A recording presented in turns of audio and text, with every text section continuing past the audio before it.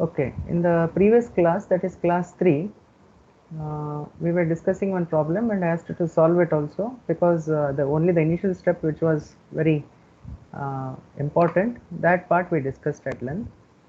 So if I just recap that, sometimes the problem is given such that the coil length is given. Okay, the deflection is a consequence, or you can say a function of the coil position. So here in this problem, if I can just recollect again, that there is a spring that is closed in a closed position with such a engine wherein the spring exerts a force, it keeps the valve closed. So that means it is already exerting a force. That means even in closed position there is already a deflection of y1. Then we have, okay, yeah, so then we have open position wherein the spring will get compressed to open the valve and let the charge in inside the engine, and that time the deflection further goes to y2. And in this problem we had a difference of y2 minus y1, which is given by the difference in the coil diameters, that is the length of the coil, sorry, not the coil diameters, the length of the coil. So here in earlier case it was 49 and here in the next case it was 43. So difference we knew to be 6 over here, and we use that property assuming that the spring is constant, the spring is regular, that is it has constant cross section, and the coil diameter also remains constant. So if that is the case, then definitely using the property of the slope, that is stress strain the load versus deflection curve, in any case, that is y versus f, will be a straight line in such cases. So you take the slope anywhere, catch any two values, or if you know one value you can find the other value, and so on, because the behavior will remain to be constant as long till the coil approaches the solid length, that is the coils will touch each other and become a total solid. Okay, right from the zero position. Okay, so we use this property and we arranged an equation for ourselves that gave us what is that y2, and then subsequently we found y1. And if you remember, I gave some of the answers in the previous class. That is, if you do the math, you'll get 3.94 as the actual value, that is the diameter of the wire required. According to the standard value of the table, you have 4 mm diameter. If you take that, then number of coils is coming out to be 5.56, which you should not round off. It should be as it is. We saw the reason why it is like that. The moment you change I, that means the deflection that you are giving to the coil also will change. It will no longer be the exact same coil as defined in the problem. So this number of coils should be retained as it is. Then the length of the wire required to make the coil is 59.2 mm by calculation, and again we can assume here a square and ground end. Okay, and the pitch was 9.22 using the same equations related to square and ground end. All other values will be the same way that we have solved other problems. Okay, I think you have done it and you have followed the problem. Next, we will go on to a concept of parallel and series spring. So let me directly go to the figure here. So this one depicts a parallel spring. Okay, and this is a series spring. As the name itself suggests, components that are connected in series are called series spring, and the components that are connected in parallel are called parallel springs. Okay, such combinations we also use in daily life most of the time. So why is this required, and more importantly, what will be the behavior of such a system? See, first you have to understand that it may be that the springs will be sometimes maybe of the same order, that is same coil diameter, same wire diameter, etc. Or also possible that the springs will have different stiffnesses. Different stiffnesses means different coil diameters, different spacing, and so on. But it is given to the same system in order to perform a same function. Similarly, in series, you may have coils of K1 and K2, that is different stiffness, okay, or spring rate, and that will be connected in a series fashion in order to carry or bear the load. What are the advantages of using such a spring, or why we require such a combination? Some of three main objectives you can find. First one is to save the space.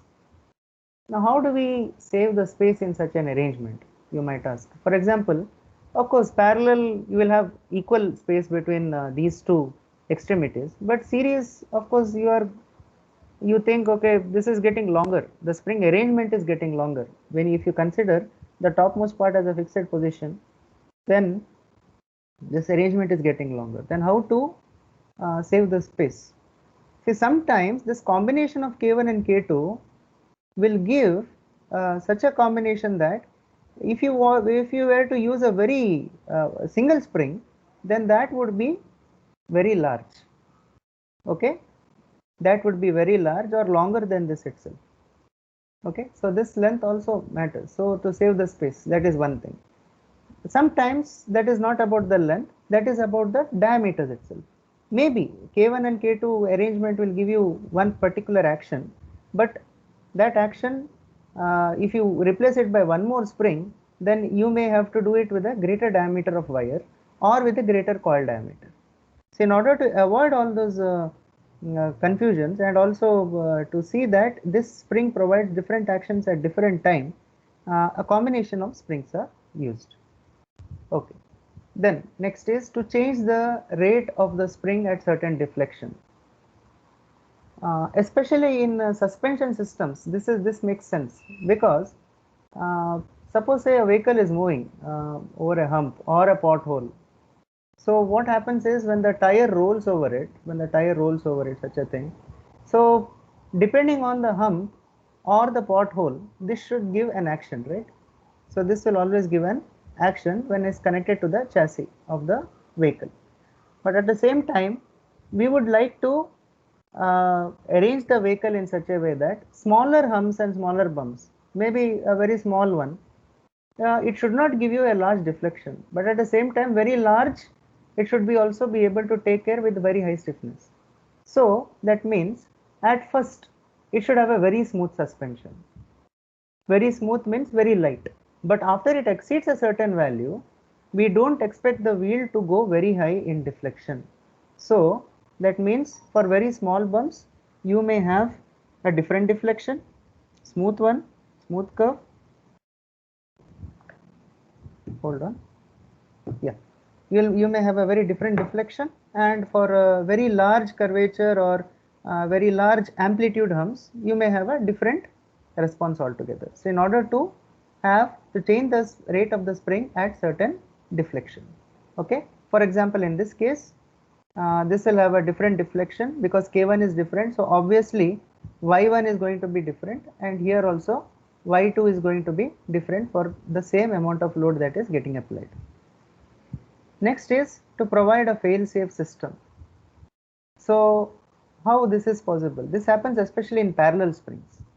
In parallel springs, suppose say K1 and K2 both are acting and one of them failed. Failed in the sense this got broken. Okay, say K1 failed, or this particular spring number 1 failed. Then if there was no other spring, this would make contact directly with the body, giving zero spring action, or it may lead to a very catastrophic failure. But in order to avoid that, if you have one more spring, so this will take up the load for a series of fluctuations, and safely such a way that until K1 is replaced, this may be able to do some action or justice to the operation. So that is why such systems also provide a fail-safe. So when you require fail-safe, we can immediately think of very critical systems, something like an aircraft engine or a rocket. Of course, rocket engines are very less, they use the spring systems very less, but still, even if they are used, we would like to see that it is double checked or it will not be prone to failure in any case. And especially aircraft systems, we never want it to fail because there is no second chance. In the same way, in medical field, if you want any very critical instruments, something like an oxygen line or its compressors, etc. So we would not want them to fail, especially in case of emergency or even when the surgery is going on. So such fail-safe systems need to exist, and parallel springs usually combine in that category. We'll look further into it later. Okay. So let us consider springs in series and understand what are its forces, springs in series. There are some of the things that you need to understand. Same object is shown here. There is a load P acting, okay, and you have a spring connected in series. One is K1 and one is K2. So this is not just a name K1 and K2. What we are trying to tell here is K1 means the spring stiffness. So let the unit be, okay, in SI units, if I say, it should be Newton per meter. Okay, this also should be in Newton per meter. So that means it is the spring rate, or also called as the stiffness of the spring, wherein to have 1 meter of deflection, how many newtons of load are required. Okay, this may be such that K1 can be equal to K2, K1 can be greater than K2 or less than K2. Any spring that would matter. Okay, anything will do. But having said that, what are the loads that are acting on it? You look at this sentence here. When the springs are connected in series, the force acting on each spring is same and equal to the external force. You can give a basic analogy with respect to electronic circuits also, where something remained the same, right, as it traveled through the path. So in a similar way, force acting on the spring is the same and equal to the external force. So P is there, the total force will also be equal to P1, which is the force which is acting on the spring 1, and this is 1, spring 1, and this is spring 2. So P is equal to P1 and P2. In other words, it's the same value P, which is the spring is going to hold. At the same time, K1 and K2 need not be the same. They can be different. So that is why what will happen, depending on K, you have the deflections. That is, the total deflection entertained by the system will be the combination of the deflection of the first spring and the second spring, that is y1 plus y2. Y is equal to y1 plus y2, where y is of the total deflection of the system and y1 and y2 are the deflections of each individual spring. So total deflection of the spring combination is equal to the sum of deflections of the individual springs. Now, by definition, we know that y is equal to P by K. So let me give it in units. Say I write everything in mm. So this is in mm deflection, and this P here will be in newtons, and this will be in Newton per mm. Okay. So there is a load, there is a stiffness associated with the spring. Once a spring is manufactured with some wire diameter and coil diameter, its K value is set. So for that spring, if you add this much amount of load, this much mm of deflection is possible. Now with the given load, how much deflection is possible? Y is equal to P by K. Let us write it for individual spring. Y1 is equal to P by K1 and Y2 is equal to P by K2. Remember, P is the same because it is connected in series. Now using the deflection equation, that is equation number 2, okay, we know that y is equal to y1 plus y2. Suppose say you want to use an equivalent spring. Suppose say I want to discard this, why two springs I have to use? Maybe let me use just one spring. Okay, I want one equivalent spring here, continuous constant spring from top to bottom, which will give the same action as this combination of these two springs. That is what we want to find out. Okay, same spring, I want what is this value K, such that these both are equal in action. Correct? And let it be P, that deflection be Y, and let it be P by K equal to P by K1 plus P by K2. P by K1 plus P by K2. We know P is the same throughout, so we can cancel it out, numerators. You can write 1 by K is equal to 1 by K1 plus 1 by K2. Okay, so this is the combined stiffness, very important result in series combination. Inverse of the stiffness of the equivalent spring is equal to the inverse of the individual stiffnesses, summation of the inverse of the individual stiffnesses. So in this case, 1 by k is equal to 1 by k1 plus 1 by k2, and here it is a k means the combined stiffness, or also called equivalent stiffness, as if you are replacing this entire combination with just one spring. This one more notation is also there for it, F naught, also called as a spring rate, because some of the data handbooks and textbooks use that F naught. We have put that here. 1 by F naught is equal to 1 by FO1 plus 1 by FO2, or F naught is also called as a spring rate. Okay, it means the same, stiffness or spring rate, or also called spring scale. It all means the same here. Then what about the next one? The other one is springs in parallel. What is the difference here? The moment you put these two springs, okay, K1 and K2 similar, between the same force P, now you can say that the force P is divided into two springs. That is, a part of the load P will go to spring 1 and other part will go to P2. So that is why we say P is equal to P1 plus P2. Now write the equation here. We know that P is equal to P1 plus P2. And also there is one more thing, maybe I have not written here directly. Okay, let me write here. Deflection of the individual springs is same and equal to the deflection of the combination. In other words, what we can write here is y is equal to y1 plus y1 equal to y2. Okay, y is equal to y1 equal to y2. The deflection of the combination remains the same, but the individual forces on the spring will vary. So P is equal to P1 plus P2, P1 is equal to K1 into y, and P2 is equal to K2 into y. So put that in the equation of P is equal to P1 plus P2. When you do that, we know that everything is of value y, so no need to again check that. So y will get cancelled. Simply you are getting F naught is equal to F naught 1 plus F naught 2, or it is sum of the individual spring rates, okay, or stiffnesses. So finally you can summarize saying that deflections are additive in a series combination, okay, and here the forces are additive in a parallel combination, and deflections remain the same in a parallel combination. Okay, so this is one basic difference you need to remember. Now this has given rise to one kind of a spring that we mostly use. See, for example, if we talk about a parallel combination, this one spring over here with some stiffness and with some stiffness over here, that is, suppose say K1 is greater than K2, then this will be more stiffer, this will be more smooth, or you can say more delicate.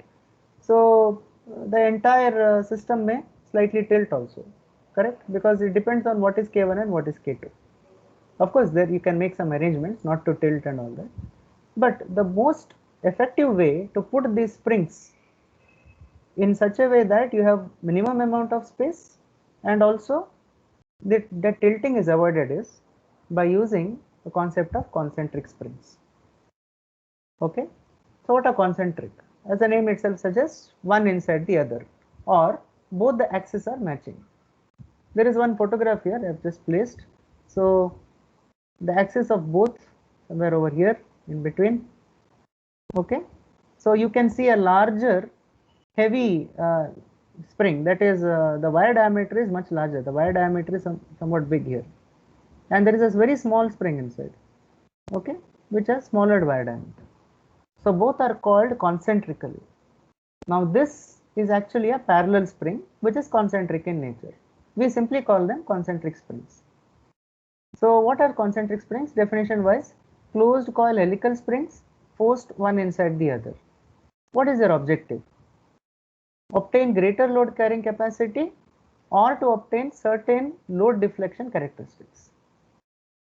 Okay, so you can have two types. For example, you look at this first figure over here. This is one, and this is second type. See, you have a concentric spring wherein both the total arrangement is the same. That is, the unloaded coil length remains the same. Unloaded coil length remains the same. Okay, from here to here. This combination. You have a bigger one giving a larger length of coil. Sorry. Okay. I pressed on the wrong tab. Okay. So you have a bigger length of the larger coil, and you see this coil starts somewhere over here. This is called L2 and this is L1, the bigger one. Okay, both of these are having different, not only different wire diameter, but different, and not only different coil diameter, but different lengths also. You can make them equal length or separately. So the first one is for greater load carrying capacity. As we told, the load is shared by more than one spring. So definitely the stresses on each spring is lesser. That means you can apply more load. And the second one is to obtain certain load characteristics. Load characteristics in the sense, suppose say you put one load here. Okay, you put some P amount of load, P newtons of load. So what will happen here first? First what will happen is, only the first spring, the largest spring will begin compressing. Only after you apply a sufficient amount of load, then the load will be added to the second set of the spring. So till here there is no action of this second smaller spring. Then the second spring will start acting. Here it is only P, then the load will be shared by P1 and P2. Then you can imagine what will happen to the graph here. I think the graph is, you can see over here. So one is straight line here, and then suddenly the stiffness characteristics will change. Okay, and that is what you meant by load deflection characteristics change. Okay, so these are the two ways in which concentric springs are used. And there is one more good thing that happens with all of this is not only about greater load carrying capacity, not only about load deflection being different from individual springs, but also when they are nested means one inside the other, the mechanism continues even if one spring breaks. Suppose say the outer one breaks, there is something in an emergency that the smaller spring can hold or handle for at least some amount of time. Correct? Or the smaller spring breaks, the bigger one is already there in order to take care of the load, that too for a certain amount of time, without failing the entire system or mechanism itself. Though the mechanism may not function as required, but that is enough to preserve the integrity of the system. Whereas if you have a single spring, if that fails, then there is nothing to hold it in place. That will lead to a dangerous failure, catastrophic failure. So that is why this one nesting one inside the other will actually help it to provide a very fail-safe system in some critical systems. Regarding the C part over here, we will discuss when we discuss some problem. Okay, C is usually called as a clearance between the springs. How much it is to be maintained, that all will come when we discuss some problems between those concentric springs. Okay, so just to recap about what we discussed.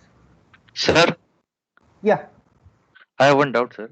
Sir, Yes. do that inner coil, does it always have to be in the opposite sense of rotation as to the outer coil?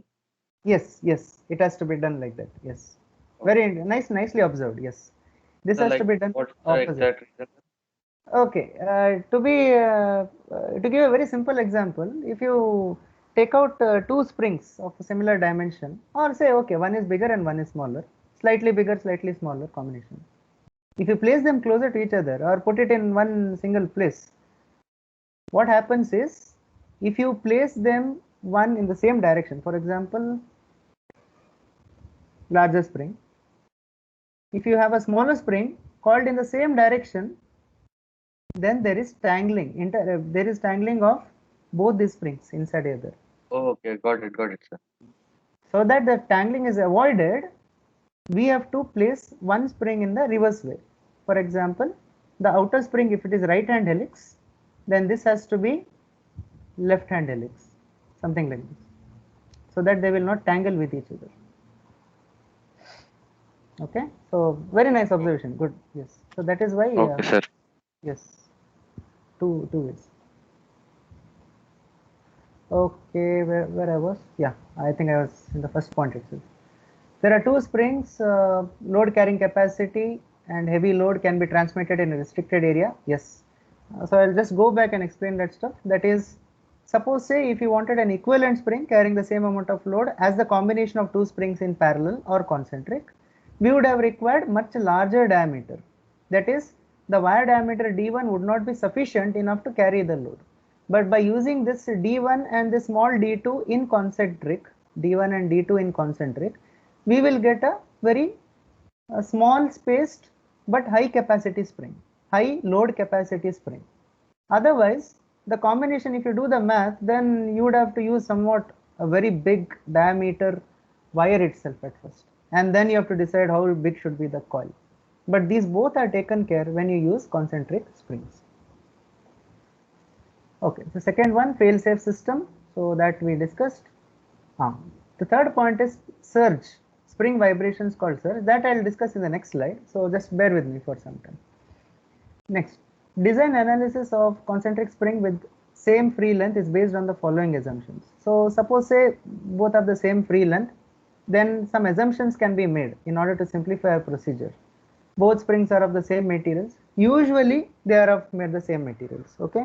Usually. In some very rare cases, they will give two different materials. Maybe one spring is made of the inner spring, the softer one, the smaller one can be made of brass material also, and also some of the outer one being heavyweight can carry the larger amount of load with the chrome vanadium steel. So that is also possible. Next is maximum torsional shear stress induced in outer and inner springs are equal. So this is one assumption that we do with respect to the same free length. Okay, this is for the same free length. Okay, I think this point is taken. Then both the springs are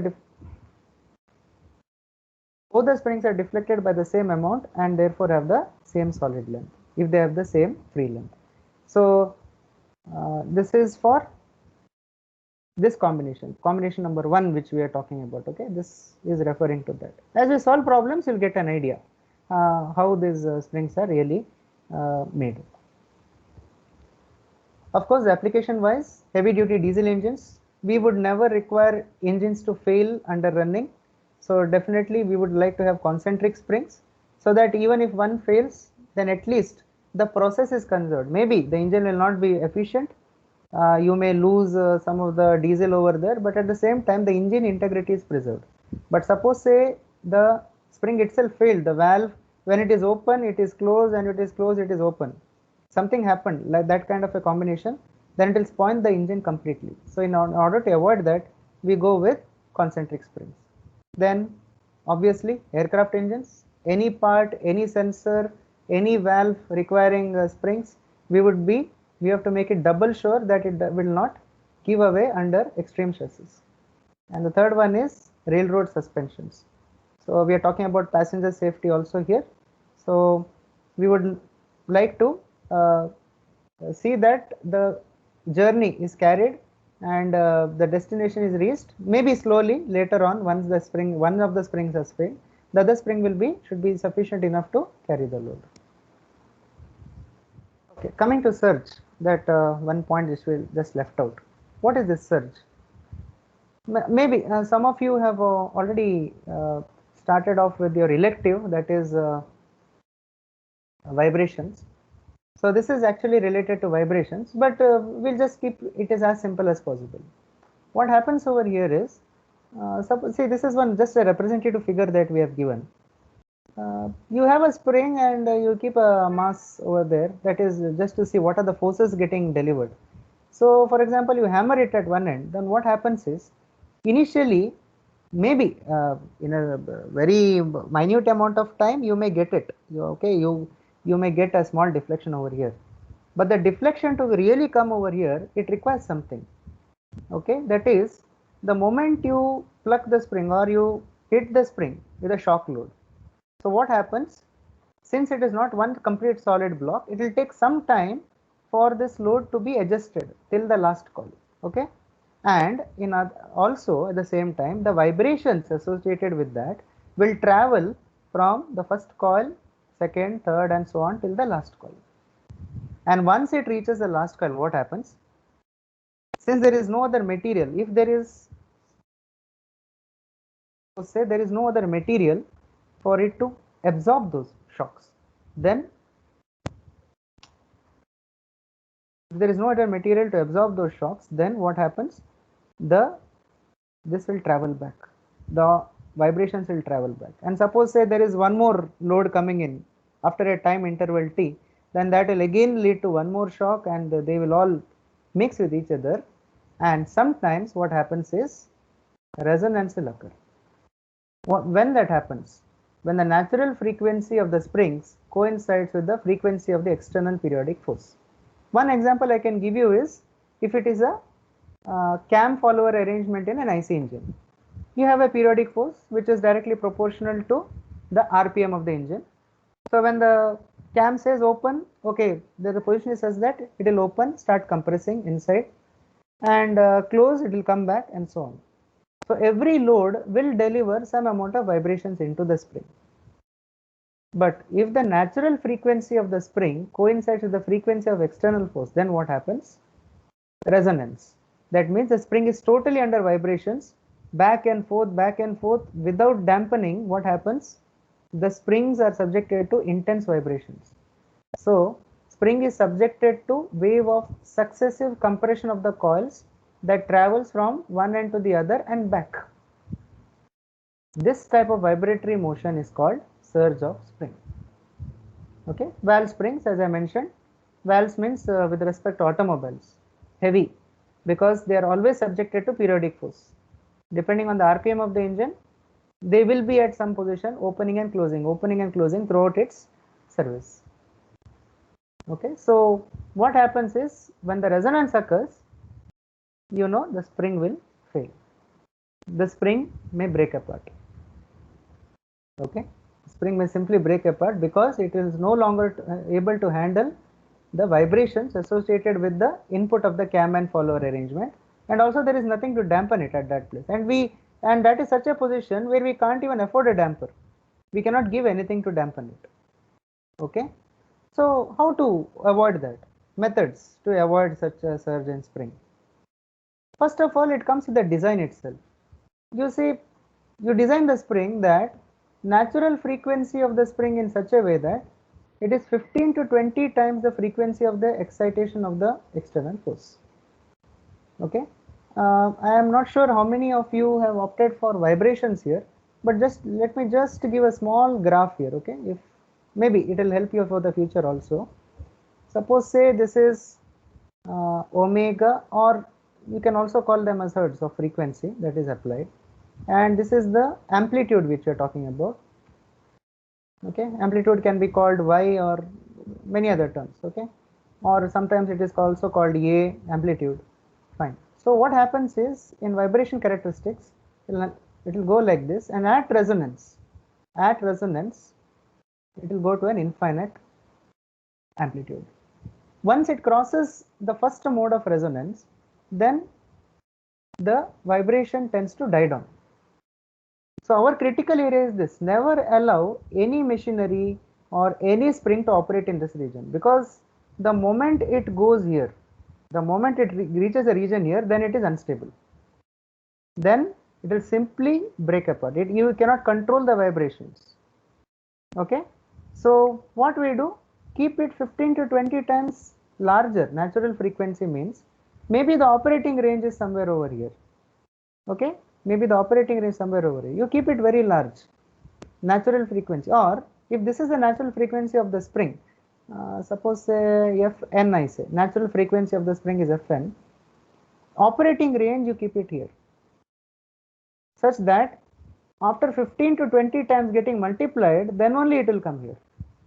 Okay, so you design the spring such that its natural frequency comes here. How to design? That totally depends on the mass of the spring. Okay, k by m, root of k by m omega n is the natural frequency of the spring.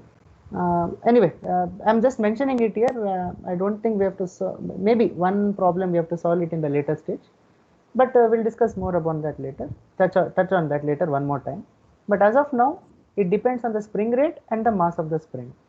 So this both you adjust in such a way that Fn or omega n, whatever. Okay, both can be interchanged. One is written in hertz and other one is written in radians per second. That is the only difference here. In such a way that you operate only in this region. The maximum RPM of the engine is adjusted in such a way that it will operate only in this region. Maximum RPM. It will never go to this region. Okay, only when something is stuck or something a very high energy fuel has come in, only then it will go to this region, which is very rare, which will never happen in the lifetime of the engine. So keep the frequency very high by adjusting K and M. K, we know it can be adjusted by using different diameters, but how M is it going to be adjusted? Again different diameters, because M refers to the mass of the spring. The mass of the spring is nothing but the volume or volume of the entire wire. Correct? The more bigger diameter give, the more volume mass it will have. So in order to avoid this, keep the frequency much higher. So this prevents the resonance. It will never reach this region at all. Okay. The second one is if it is possible, so this is an optional one, provided with friction dampers on the central coils. This prevents propagation surge. Hello? Yeah, so Yeah. so sometimes the operation of the component may have to be done near resonance, right?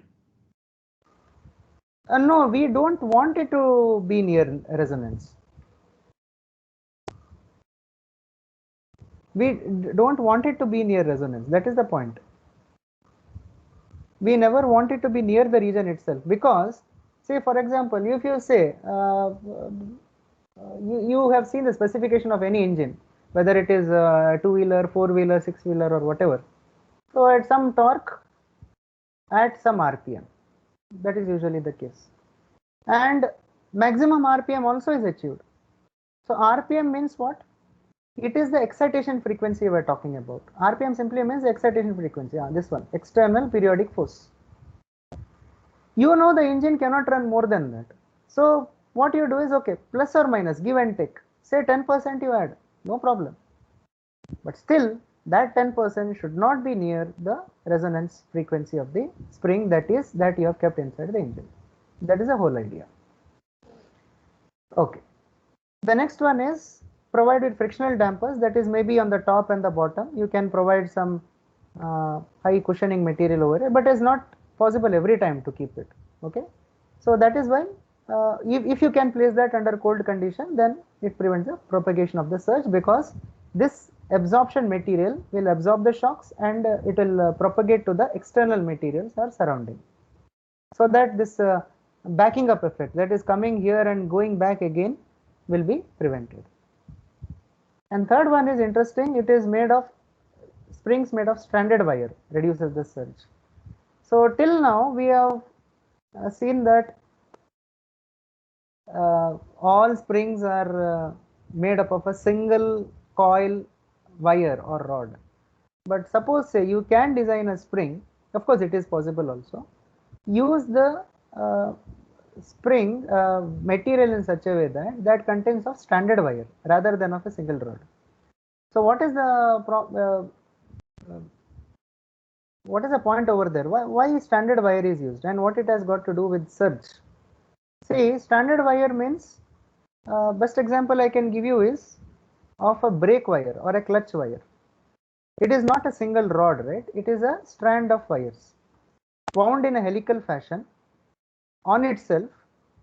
Okay, it's plastically wound in such a way that it maintains its integrity for its service life, and the entire load is shared by individual strand. Okay, each individual strand a pack of wires. One more example I can give you is electrical wire. It is made up of multiple strands. So what happens, the natural frequency of those individual wires is totally different than by using a single rod. If you use a single rod with some cross section, so this and this both are of different wavelengths, that is natural frequency will be different. So the moment you use this, its natural frequency will be somewhat very far, okay, more than that 15 to 20 times, because individually speaking, individually wire has to attain that natural frequency. The more thinner you do the material, the natural frequency will change. Though it is tightly wound along each other, the response of the entire system will change because you have used a multi-strand wire. Okay, so these are some of the ways. Just a small theory part. We are not going to design any multi-stranded spring over here, but just a small theory part with reference to the spring switch. So having known all those things, I think you can go ahead with the first problem. Okay, just take down for 1 minute the problem statement.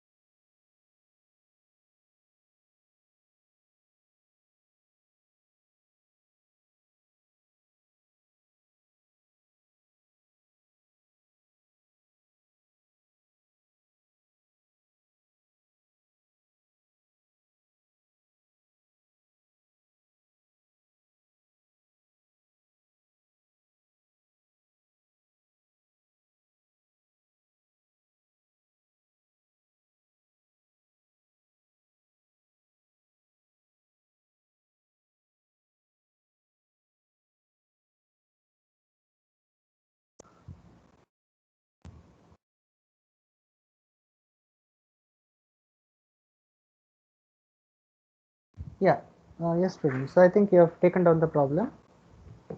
So here, let us go through the statement once. A railway wagon weighing 40 kilonewton moving with a speed of 10 kilometers per hour has to be stopped by 4 springs in parallel in which the maximum compression allowed is 200 mm. Find the number of turns in each spring of diameter 150 mm, diameter of the wire 25 and G is as usual 0.82 to 10 power 5 MPa. Okay, so that's first of all you have to understand the problem. What is that? Though the sentences are 3 or 4, it looks big. Actually, the solution is very simple and very fast. See, a railway wagon. So whenever we think about railway wagon, we think of its own suspension system, but that is not the case here. If you observe carefully, of course, it is weighing 40 kilonewton and moving with a speed of 10 kilometers per hour. It says it has to be stopped by 4 springs in parallel. So which springs is it talking about? And of course, the combination is directly given. You need not have a wild guess as to whether it is parallel or series. It is directly given in parallel. Okay, but where are those springs placed and how it is placed? If you have a small, yeah. Sorry. On the buffer. On the buffer. Yes. Yes, nice, very good. So let me just explain using a small sketch. Suppose say this is a railway track and this is the railway wagon on it. Okay, I'll just select 2 sets of tires. Of course there are springs over here, but we are not bothered about these springs. Okay, usually our attention goes there, but that is not the case. What happens is, when you have a big wagon, any railway wagon for that matter, it will have a spring over here so as to make the cushioning impact on each other, that is whether it's an engine or some other bogies or other wagons, etc. So the buffer springs, as rightly mentioned out by one of you, is the last part, that is the train is brought to a complete stop.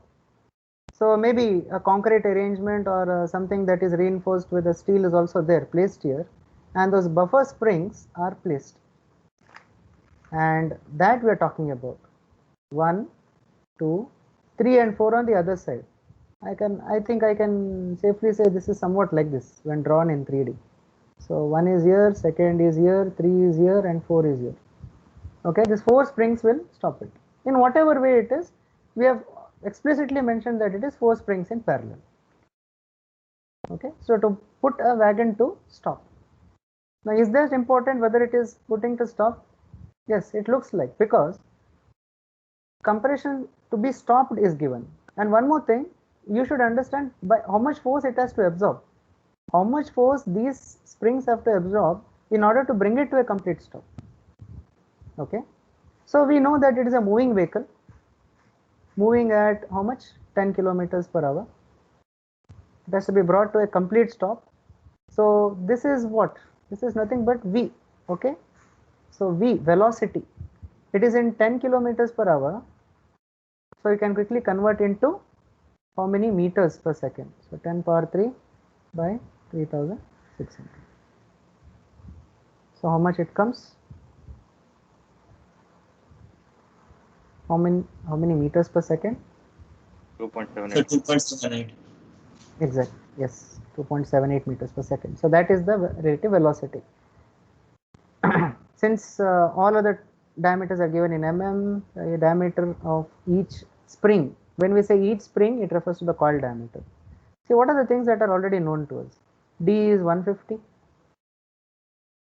Small diameter is given, wire diameter is 25. Okay. Number of springs is 4, n is 4. Okay. Now you have to find what is I, number of coils, that is what, find the number of turns in each spring. Okay, first you have to find out what is the force on each spring, only then you can go for number of turns. So by very simple equation we can find out that. Okay, we know that this is something moving, so we are interested in the kinetic energy of the moving vehicle, must be equal to the force absorbed by the spring. Force absorbed by how many springs? 4. 4 springs. Okay, so kinetic energy of the vehicle is half mv square. Okay, and here force absorbed by spring. Okay, let me get 4 because all are identical. All are identical and they are parallel. So that is why this 4 get multiplied here. What is this? Force absorbed half is half into F into Y, deflection.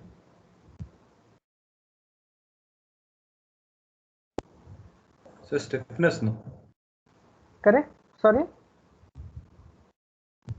Sorry, you said stiffness? No, sir, sorry. I was talking of potential energy.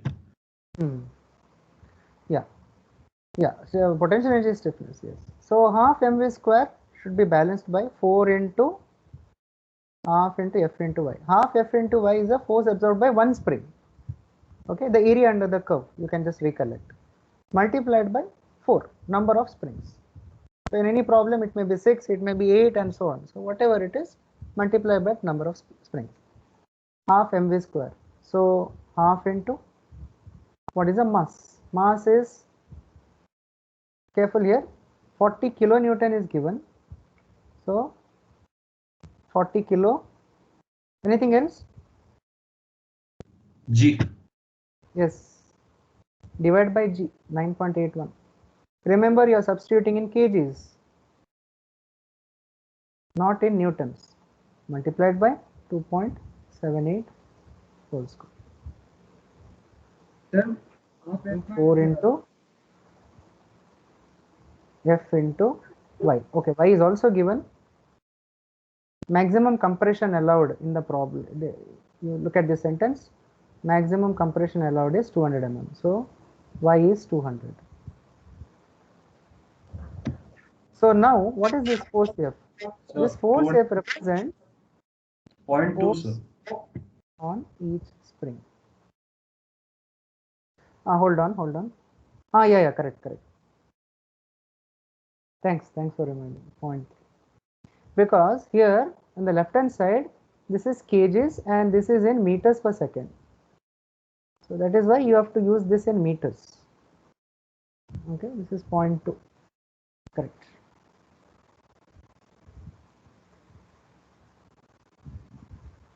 So what will be the F now? 39.32 kilonewton. Yeah. 39.3 kilonewton. Okay, I'm getting around 1, but no problem. Kilonewton. 39.3 kilonewtons of force on each spring. Now, once you have the force with you, then you can proceed with what is the number of tons. Okay, so I think we can go for the next one. That is use the force. That is force, deflection, and the one relationship which takes into account the number of tons. So Y is equal to 8F d cube I by G d to the power 4. So this is an according to equation 11.5a. That is, I think, which we have derived also earlier. Deflection of the spring. So this is 200 over here. I can put 200 because here other components I am going to put in mm itself. So 8 into 39.2 kilonewton or 39.3, whatever. Okay, I will remove this. Into 10 power 3 kilo. Okay, this is 150 cube. I is the unknown now. Divided by, this is in GPa. So let me convert it to MPa.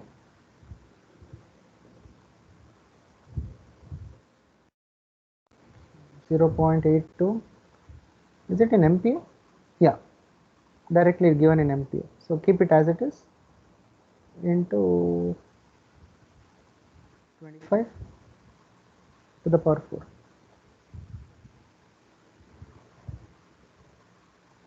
Coils. Sir, 6.03.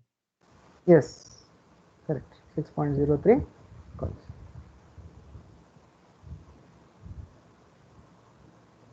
So once you have got the parameters, it is very easy to come to a conclusion and get the all other associated stuff like pitch, like what is the length of the wire used, etc.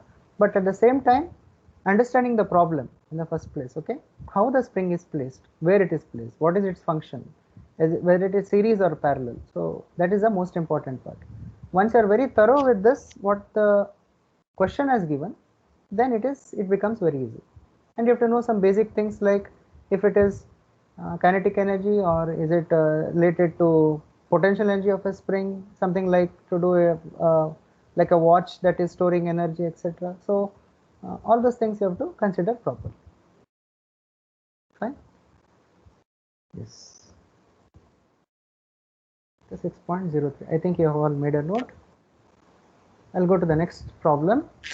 So now, what else do we have to find in that problem? That was In active that problem, that is the only thing, because it is asked. It tells us find the number of turns in each spring.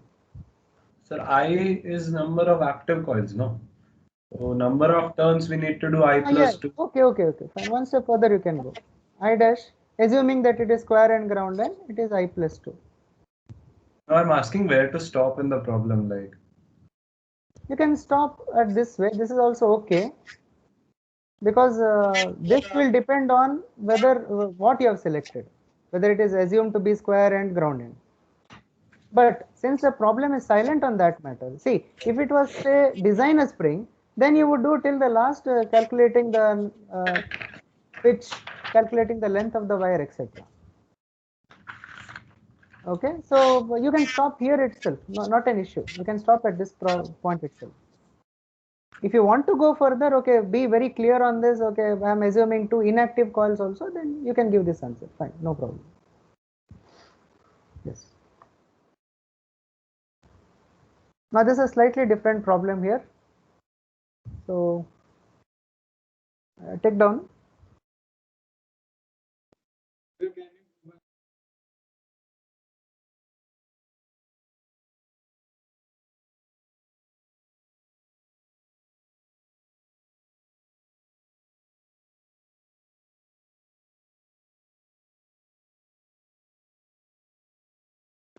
So, Yeah. like we found active coils in that problem 6.022. If I assume square and grounded and then add 2 to the number of active coils, can I round off that number to 8? Because I'll get 8.022. Usually we don't do that. But since it is very close to a whole number, I think it is fine.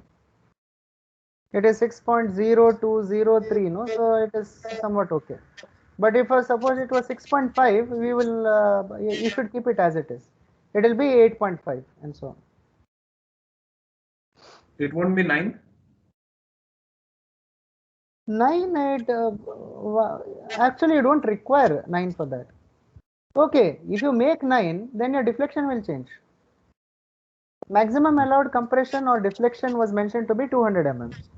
If you back substitute that 9 in the problem, then immediately your deflection will change.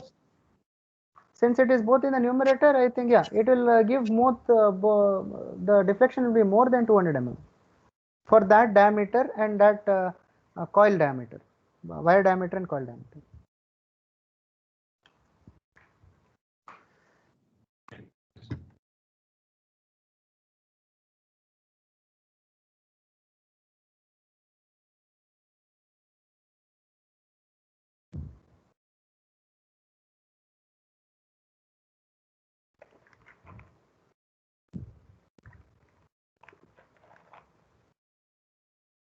Excuse me, sir.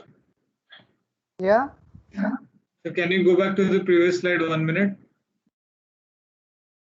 I think people are taking down this problem. So can you give me 1 or 2 minutes? You take Okay, this sir. down. Okay, sir. No problem. No problem. Yeah.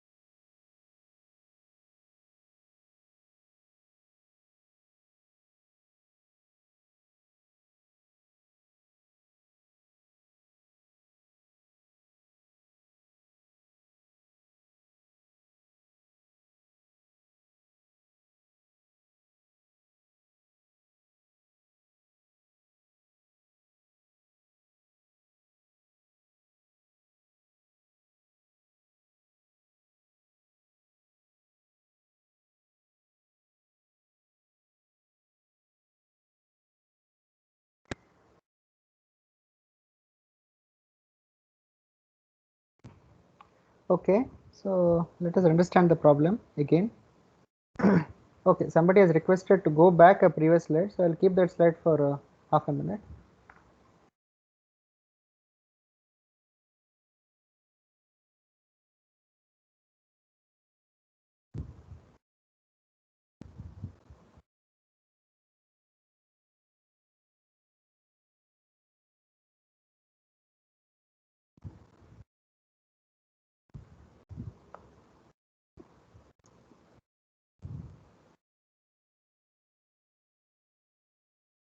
Yes, sir. Done, sir. Thank you.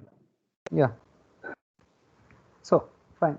So let us understand this problem now. Now this is regarding an elevator shaft. So we are talking about an elevator with its cabin. Now it has a bottom, that is at the bottom of the shaft there are 12 identical closed coil helical springs. So at the bottom it is a ground or foundation. You have an elevator shaft. Okay, just a small representation. At the bottom you have 12 coils placed. Okay, 12 coils over here.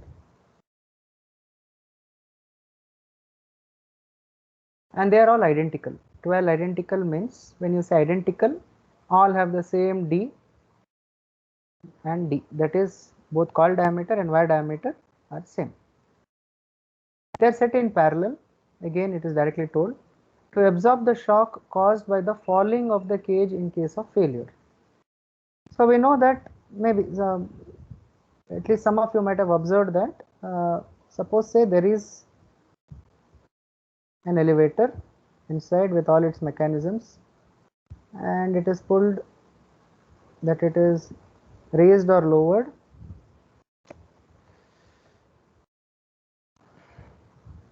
That it is raised or lowered by this steel wire.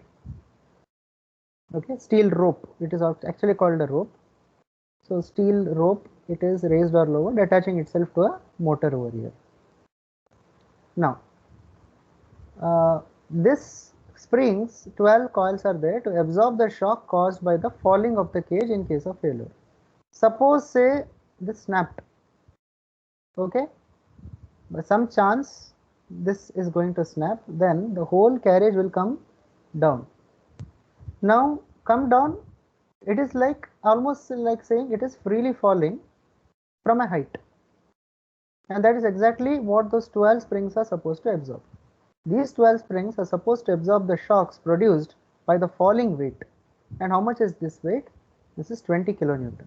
So we are talking about 20 kilonewton of free falling weight. Okay, and a counterweight is given, where the counterweight has a weight of 5 kilonewton. So can anyone tell me why counterweight is used? To minimize the fall effect of the load cage. Yes, so that there will be lesser load or minimum load on the motor. Okay, a counterweight is used. It will be helpful for the motor to give minimum energy in order to do the maximum work. So how the counterweight will be is somewhat like this. You have one more roller over there, and then usually you might have seen open lift. Of course nowadays we don't find an open lift, but in old buildings you'll be seeing a counterweight over here, a pack of iron bars placed, so that this, of course you cannot put exactly the same weight because the number of people and passengers and the load inside the elevator will vary, but of course you have some amount of weight. In this case it is 5 kilonewton, at least equal to the weight of the carriage. So loaded cage weighs 20 kilonewton. So when we talk about failure, okay, since the counterweight is mentioned, I think we will discard this idea that it is snapping over here. We'll just say that the motor is failing. There is a motor over here which has failed.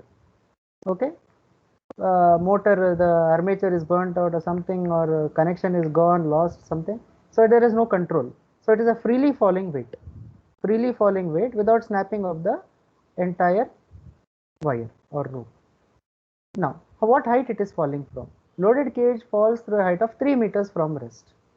So distance from here to here is 3 meters. Find the maximum stress induced in each spring, tau. So what is given? This tau. Your question is, what is this tau? What is the maximum shear stress induced in this spring? This is your question. You have to come back to the original or allowable stress, for the maximum stress induced in spring. This helps us to redefine the material later on. Okay. Now, if it is made up of 40 mm diameter steel rod, so here diameter given is small d is 40 mm diameter. Springs, number of springs is 12. Number of turns in each springs is 4. So I is given to be 4 coils. Spring index C is 5. Modulus of rigidity straight away 82.7 gigapascal. Again, you have to write the proper equation at first, understanding the problem. So it is falling through a height of 3 meters, 20 kilonewton, counterweight 5 kilonewton, and to absorb the shock it is 12 coils. So same with respect to the previous problem, I'll write here. So energy, rather than saying, okay, I can say energy absorbed, or also some people like to put it this way, energy stored in those springs must be equal to what now? Must be equal to the potential energy of falling weight. mgh is equal to 12 into half F. Yes. So here it is mgh. Okay. This, why? Because this force is given by the gravity itself.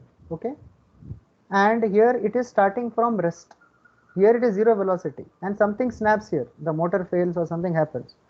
And it has to be equal to the energy absorbed by this 12 springs. So 12 multiplied by, again the energy is half into F into Y. Okay, what other information is there? Anything that is given?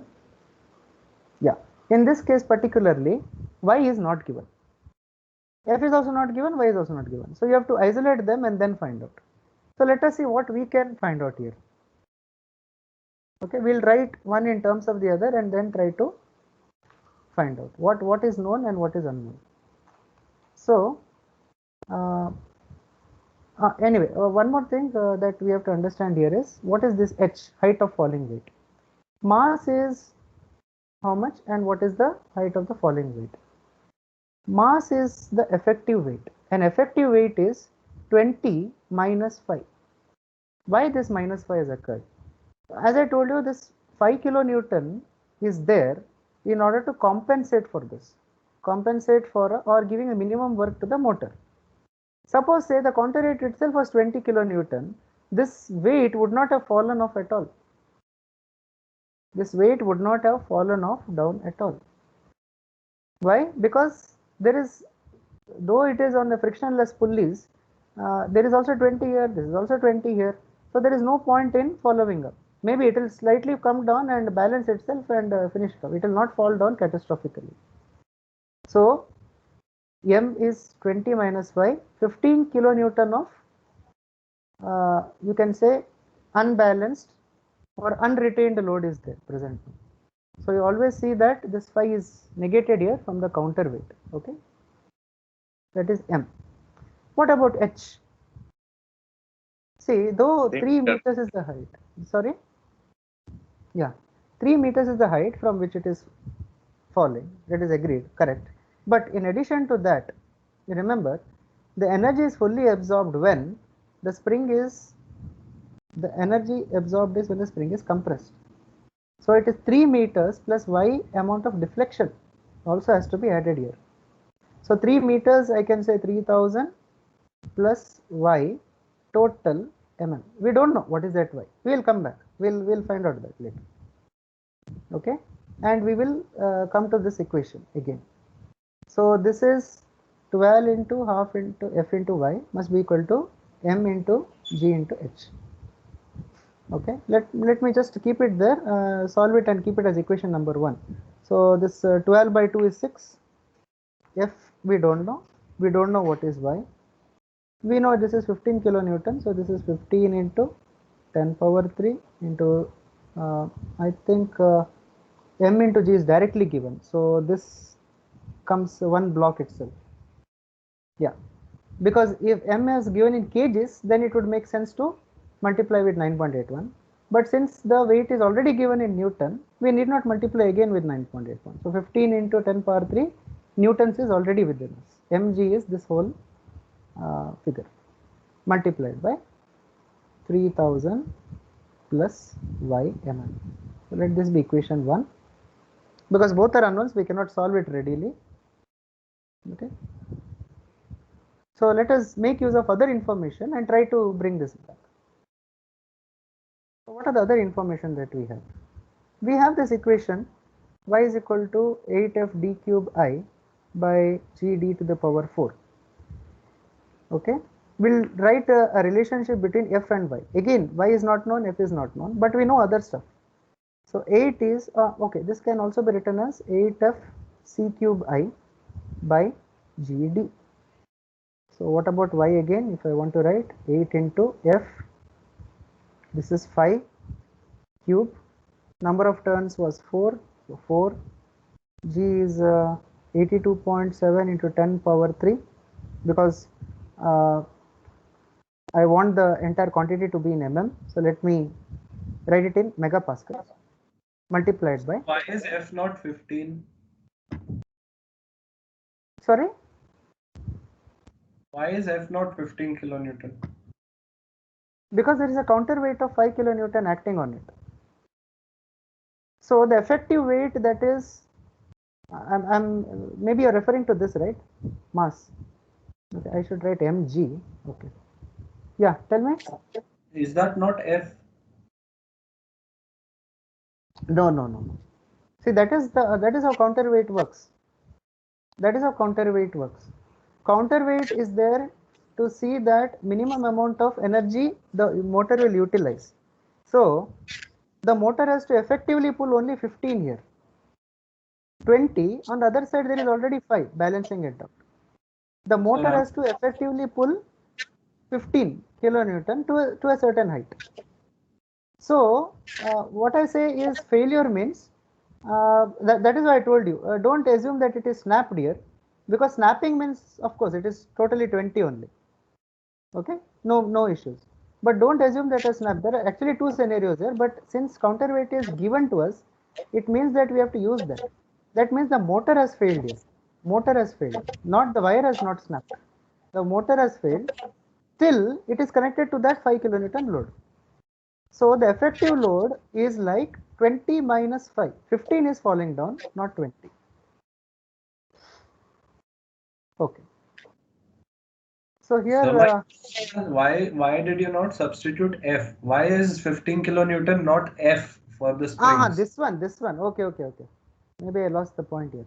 See, F is the energy absorbed per spring, which is still unknown to us, man, because we do not know how much the spring has deflected.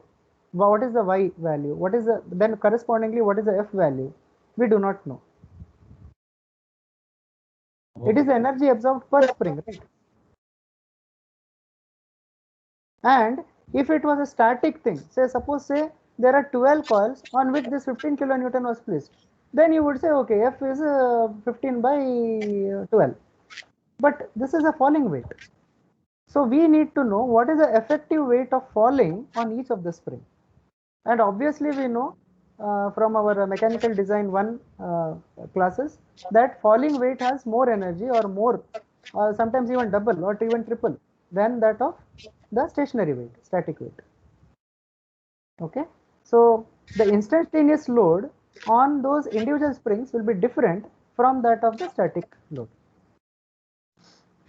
Okay, now coming back to our problem here, y is equal to 827 y.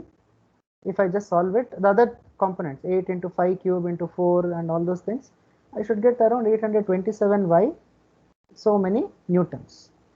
So whatever value comes here, this will get multiplied, and that many,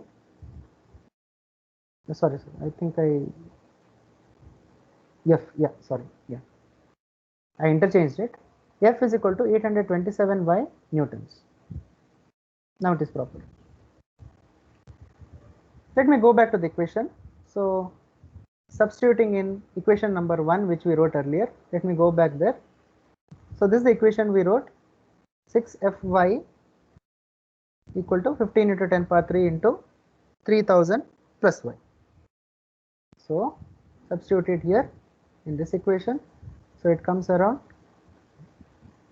6 into 827y into y, which will be y square later on,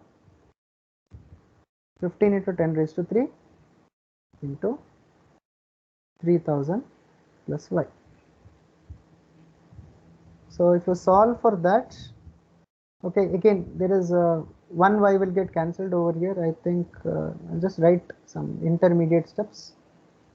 Y square is equal to 45 into 10 power 6 plus 15 into 10 power 3y, quadratic equation. So solve it, how much you'll get?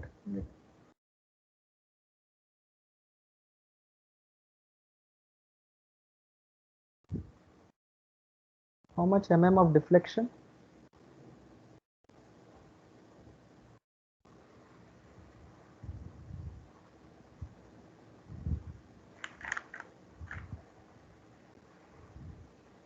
Hello?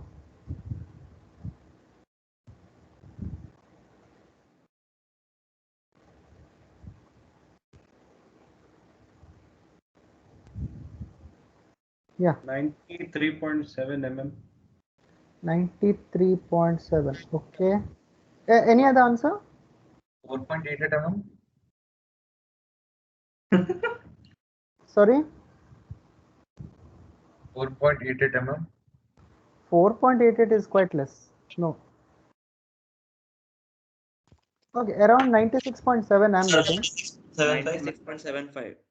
Ah, okay. I'm getting 93.7. 93. That is negative. Oh, acha. Okay, if it is negative, then don't use it. Yes, we have So only one. 96.75. Yes.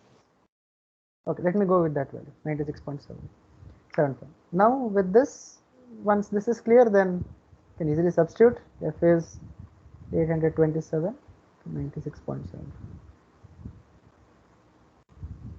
Around 80. Yes, sir, 80.01. 96.75. Yeah. 80.012 kilonewtons. So if you say if we had directly done over there, that is 15 kilonewton by 12, then that would be slightly different from what we got here. Okay, so that is static load we are talking about, but this is a falling load. You have to take into account the falling weight, that is instantaneous weight that is acting on the spring, which is supposed to absorb.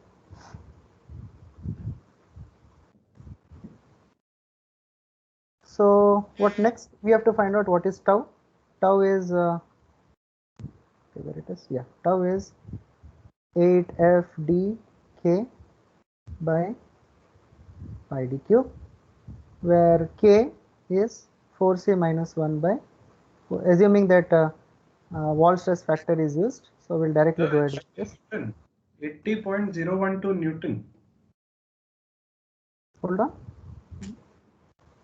So the whole force is in Newton.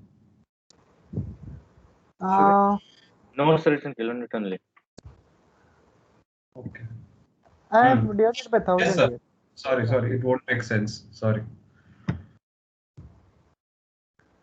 So find out k value, and tau is the unknown here. So what is tau? Other things you already know.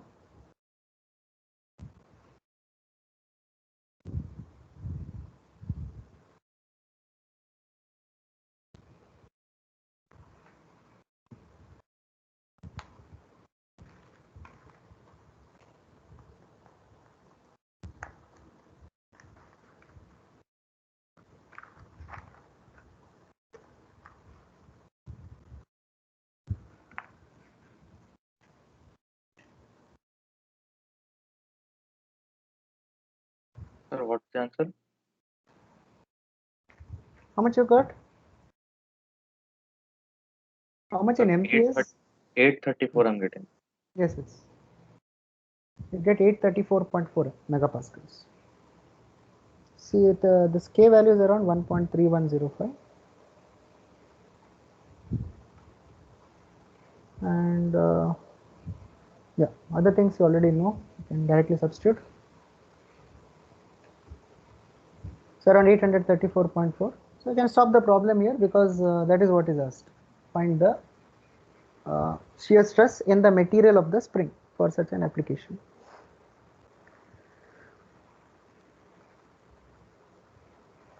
Okay.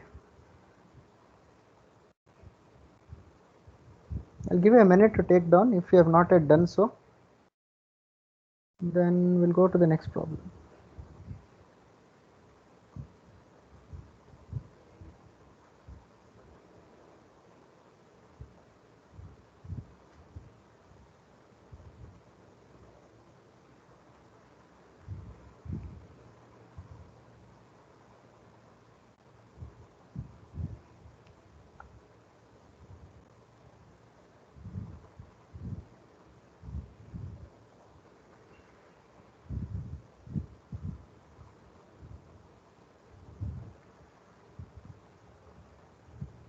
Okay,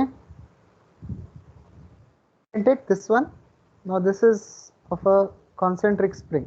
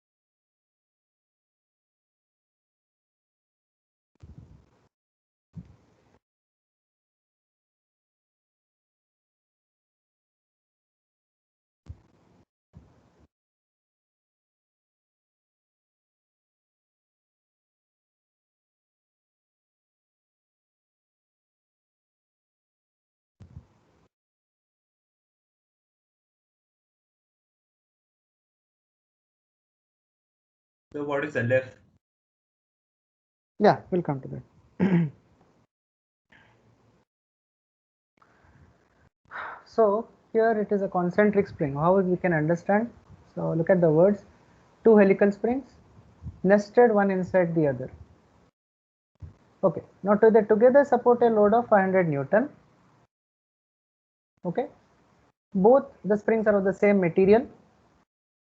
Then G is 82.7. Dimensions of each spring. So outer spring. Okay, when I say outer, it is referring to the spring, not outer diameter. Outer spring has a coil diameter of 40. Okay, all are in mm, and forgot to mention. This is in mm. This is in number of coils, and this is again in mm. Okay, so D is 40 mm out, that is coil diameter of the outer spring, and 28 is the coil diameter of the inner spring. Then small d, again outer spring has a diameter of wire 4 mm, and here it 5 mm, and here it is 4 mm inside. Number of coils 10 and 8. So what is this LF? So this actually is a very crucial part. What exactly, because once you define the problem here, then it will go correct. If you are going wrong here at this first step, then all your calculations will go wrong. LF means free length. Free length of the spring. We have discussed in length. What is that? What is free length? Free length means the length of the spring kept as it is without any loads. In normal conditions, unloaded condition. Without any loads, what is the length? So here we have something like this now. How to draw it here? Okay. Let me draw a big spring first. If it is cut out to the cross section, and inside you have a smaller spring. Let me mark in green the smaller spring.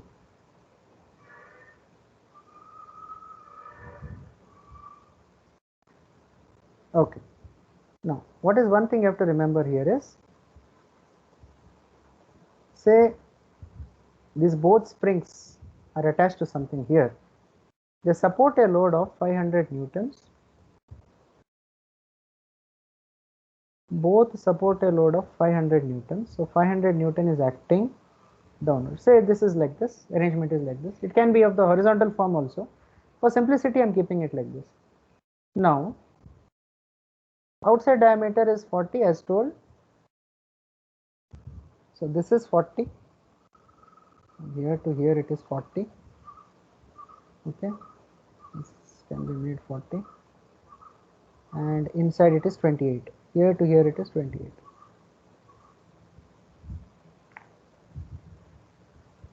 The free length tells us that when left free without any loads, the entire length of this spring comes out to be 90. It stands to be 90. Whereas if you catch this free length, it will be 78. So what will happen here, as discussed in the theory part earlier? What is the action now?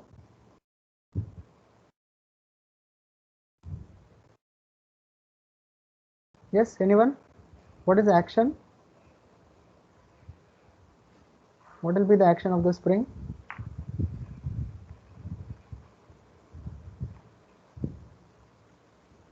And one small spelling mistake here, it is deflection. Yeah, anyone? Since the free lengths are two, both are different.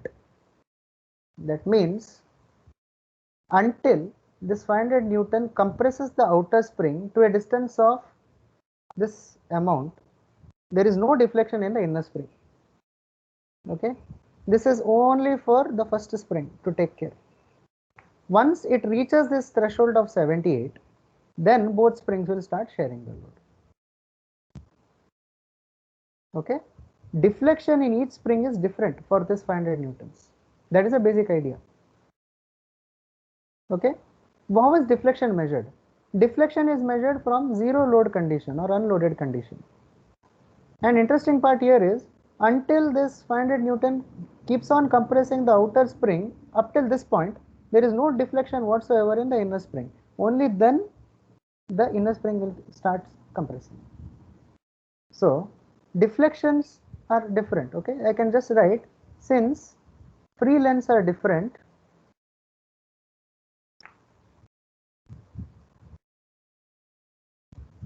okay, deflection in each spring or of each spring is different.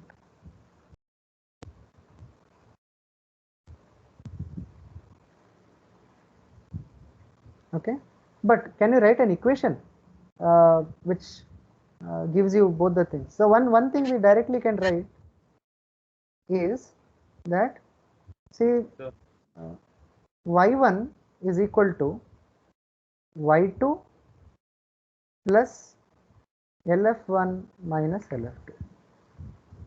So let the outside be number 1 and then the inside be number 2, or spring number 1 and 2. You can write inner and outer also, I and O, no problem.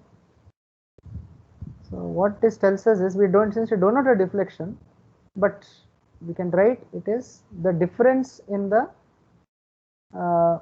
free lengths. So it is 90 minus 78. So y1 is equal to y2 plus 12. The deflection of the first spring is equal to deflection of the second spring plus an addition 12. This is the 12 value, 90 and 78. Okay, so whenever you are solving a concentric spring problem, look for this. If both are same, then this equation is totally invalid. If both are 90 or both are 78, then this does not make sense. y1 equal to y2, that's it. Though it is a parallel combination. See, concentric springs are always parallel. This is a parallel combination. This is a parallel combination. I totally agree with that. But at the same time, it is not fully parallel in a sense that deflections, y1 is not equal to y2. So understand the arrangement properly look for the clue here. Both free lengths are not the same in unloaded condition. Okay, y is equal to y1 is equal to y2 plus 12. Okay, so with this information in our hand and whatever is given in the table, we can go ahead and solve for each individual problem. That is, we can give out the characteristics of each individual problem later on. Okay, then we'll use the next we can use C1, though this is true in this case, but this is also true. Okay, F is equal to F1 plus F2. It is again shared, but what is the percentage of the load? Obviously, we know that the bigger spring will take more and the smaller spring will take less. But again, this is not directly because it is after some value only it will take. Only after the first spring is getting compressed. So I think next class we can continue this problem. Since I have already written the problem definition, we can directly continue from the next class. Okay. So any doubts also we can discuss over there. It's already time now. Okay.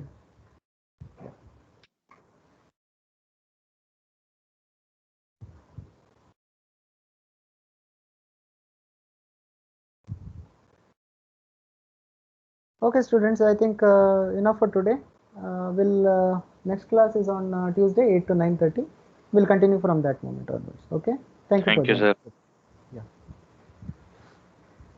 Thank you, sir. Thank you, sir. Thank you, sir. Thank you, sir.